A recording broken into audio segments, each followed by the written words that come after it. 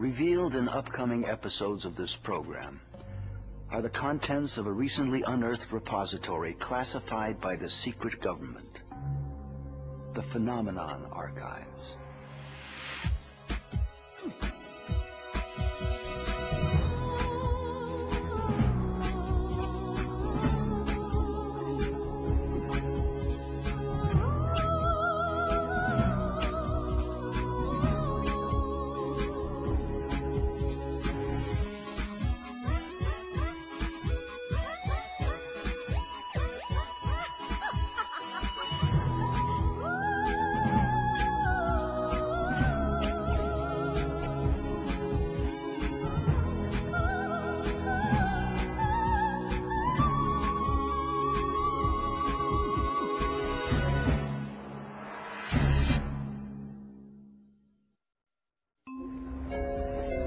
Is there a secret history of the United States intentionally hidden by the mainstream media?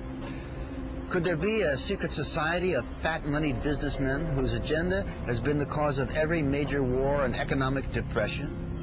Is there a shadowy elite gently pulling the strings of our world to bring about their own self-serving political program? The answers may surprise you. Nearly 200 years ago, Thomas Jefferson wrote, "If the American people ever allow the banks to control the issuance of their currency, the banks and corporations that will grow up around them will deprive the people of all property, until their children will wake up homeless on the continent their fathers occupied."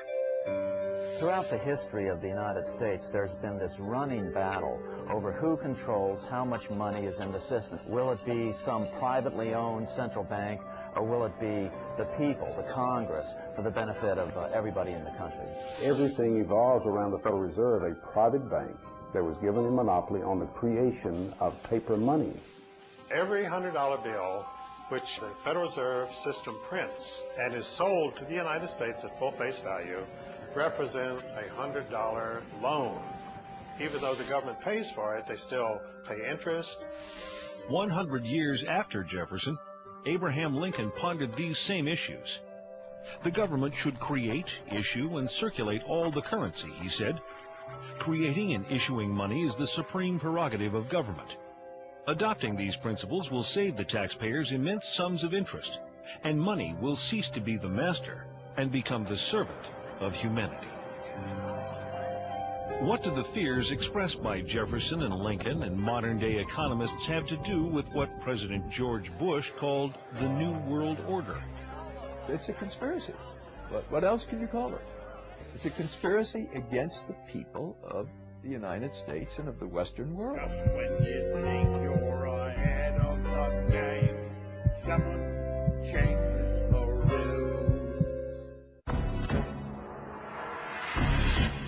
This week, we'll visit the scene of a crime so huge that most of you will not believe it to be real, and so perfect that even today, 86 years after the fact, few realize that the crime even took place. The creation of the Federal Reserve System was about more than just money. Some refer to it as the secret birth of a criminal conspiracy to rob the American middle class of its hard-earned wealth. Others believe it to be part of an attempt to bring the world under the control of a shadowy international elite that calls itself the New World Order. And through it all, we have wars, assassinations, and Martians. In fact, if it weren't for the Martians, you might have heard about this mother of all conspiracies a long time ago. We know now, within the early years of the 20th century, this world was being watched closely by intelligences greater than man's.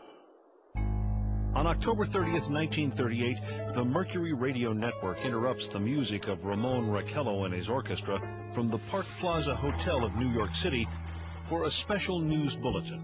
The infamous War of the Worlds broadcast begins with its terrifyingly real description of an invasion from Mars.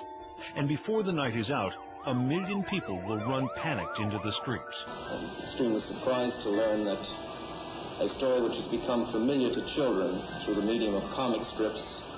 After what has been a closely guarded secret for nearly 50 years, Orson Welles' original broadcast turns out to be no mere show business stunt. Should have had such an immediate and profound effect upon radio listeners. But instead was a complex psychological warfare test conducted by C.D. Jackson for the Rockefeller Foundation. When the results are compiled nearly 2 years later, they are released to an elite whose names most men will not speak of over a whisper. Among them groups like the Bilderbergers, Trilateral Commission, CFR, and the Federal Reserve. C.D. Jackson was the equivalent of being the head of the National Security Council in the White House under Eisenhower. He was the chief of psychological warfare.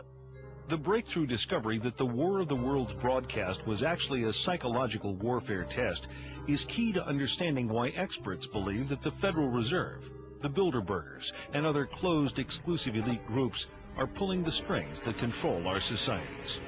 Well, it's a fraternity. They have a common objective, and this common objective is to maintain control. America grew so rapidly and became wealthy so quickly that really we've always been the thorn in the side of this New World Order crowd. They've just never been able to get us completely under their control. So America is the target, and once they finally get us subdued, the rest of the world would fall very quickly. Moguls like the late J.P. Morgan, a man so excessively wealthy his likeness adorns the tycoon card in the board game Monopoly, are all safely cloaked behind their own carefully constructed versions of history. But are the private agenda of these select few woven permanently into the fabric of world economy? Are we simply the unwitting pawns in a game whose rules were written amidst the clandestine corridors of private social clubs 100 years ago or more? Hundreds of miles south of the banking capital of the world, New York City, just off the coast of Georgia, Jekyll Island provided a winter retreat to the rich and famous. This tiny ocean getaway was formerly owned by the monopoly man himself, international financier J.P. Morgan. Here, in a conclave intended to remain secret forever, 6 international bankers plan what is to become America's most powerful private institution, the Federal Reserve System.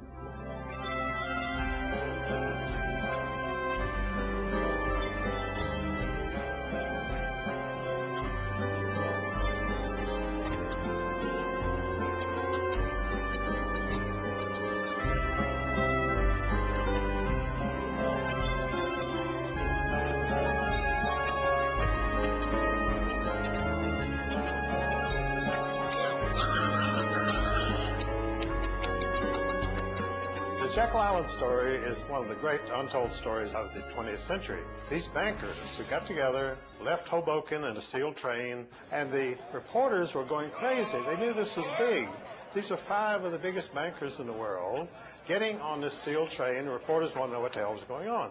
And they didn't know for years what had happened.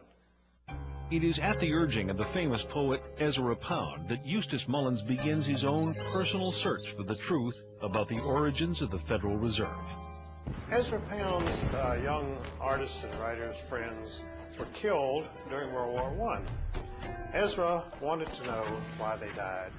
Digging book by book, row by row, in the entire economics section of the Library of Congress, I found this little magazine with the Jekyll Island story in it.